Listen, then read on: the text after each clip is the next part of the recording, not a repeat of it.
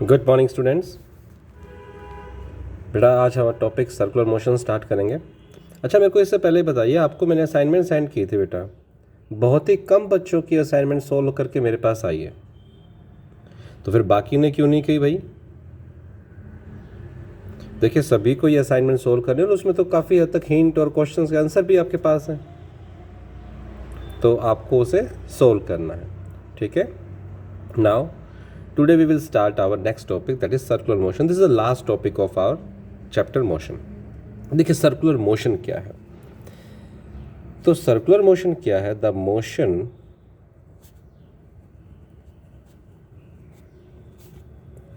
Of a body moving around A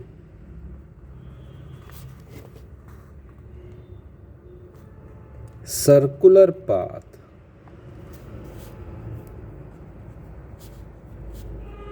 is called as circular motion. बहुत सारे example हैं, जैसे सिंपल सा एग्जाम्पल लेते हैं, the motion of satellite around the planet, the motion of planet around the sun, the motion of you can say electrons around the nucleus, the motion of blades of the electric fan around the axle, motion of the tyre. तो बहुत सारे examples हैं आपके पास circular motion के। अब अगर कोई भी ऑब्जेक्ट सर्कुलर मोशन में मूव कर रहा है, यानी कि सर्कुलर पाथ के अलोंग मूव कर रहा है, और उसकी जो स्पीड है वो कांस्टेंट है, फिक्स है, सॉरी यूनिफॉर्म, सर उसकी स्पीड क्या है? फिक्स है, कांस्टेंट है, तो उसे हम बोल लेंगे uniform circular motion. The circular motion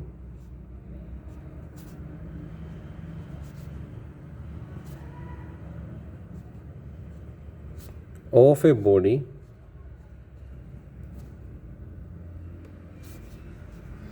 having uniform और कांस्टेंट स्पीड, ये बात ध्यान रखना, स्पीड कांस्टेंट होनी चाहिए, is called as uniform circular motion, है ना। स्पीड कांस्टेंट होनी चाहिए, उसे आप कहेंगे यूनिफॉर्म सर्कुलर मोशन। अब देखिए, let us assume we have an object is moving around a circular path in this way, and circular path is of radius r with some speed v। अच्छा, एक बात और, एक स्पेशल नोट, एक अभी मैं बात करूँगा, फिर उसको डायग्राम में भी शो करता हूँ। एक नोट है,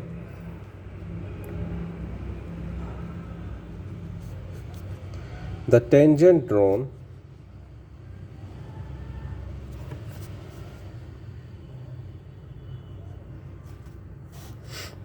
at a point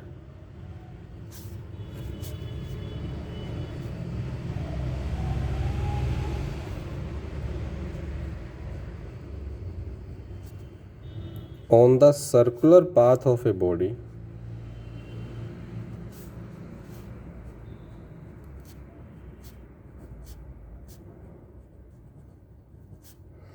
at any instant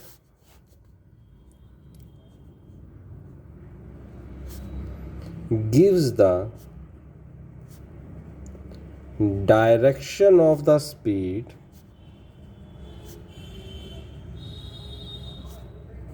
of the body at that instant।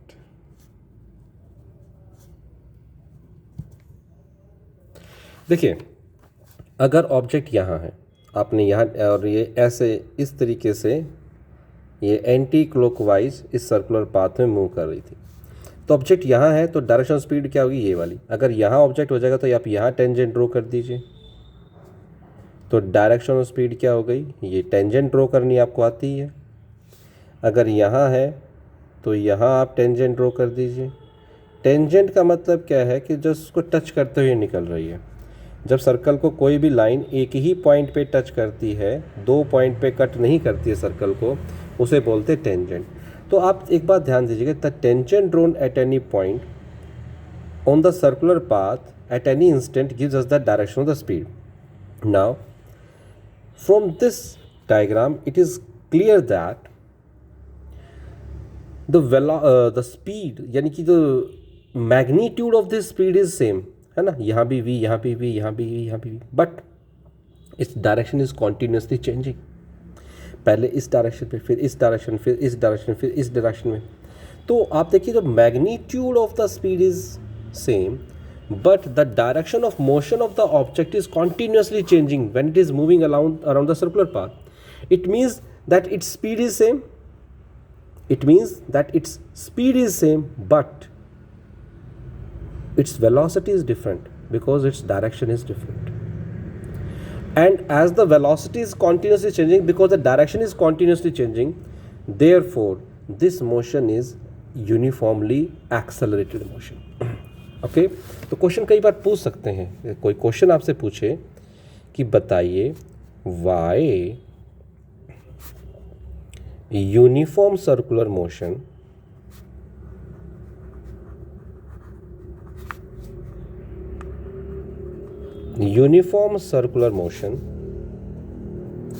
is called as uniformly accelerated motion.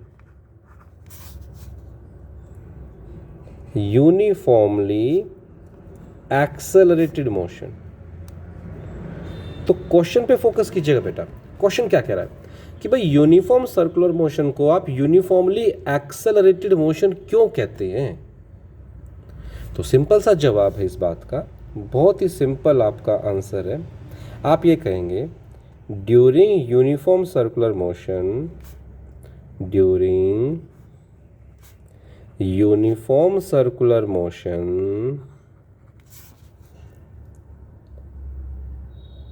its speed remains constant, but as the direction of the motion is changing continuously, therefore as the direction of motion is changing continuously, therefore its velocity is changing continuously at a uniform rate, at a uniform rate.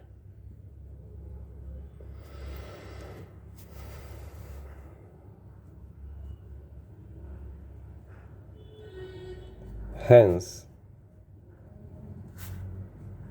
this motion, hence the uniform circular motion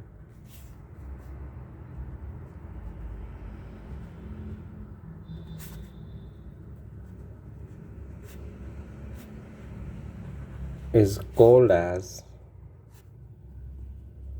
uniformly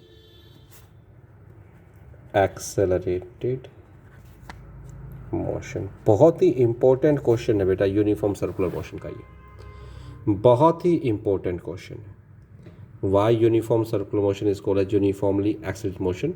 because during the uniform circular motion speed remains constant but direction of motion is changing continuously, hence its velocity changing continuously at a uniform rate, hence the motion is said to be uniformly accelerated. अब देखिए, कई बार आपसे ये पूछ सकते हैं कि expression for time, speed या कुछ भी ऐसा आपसे पूछ सकते हैं। जैसे देखिए, आपके पास कोई ऑब्जेक्ट था, वो यूनिफॉर्म सर्कुलर मोशन में है of radius r and it is moving with speed v। आपसे ये बोल दिया v स्पीड है। आपसे बोले कि इसका टाइम पीरियड क्या होगा। टाइम पीरियड क्या होता है, time taken to complete one oscillation, one revolution.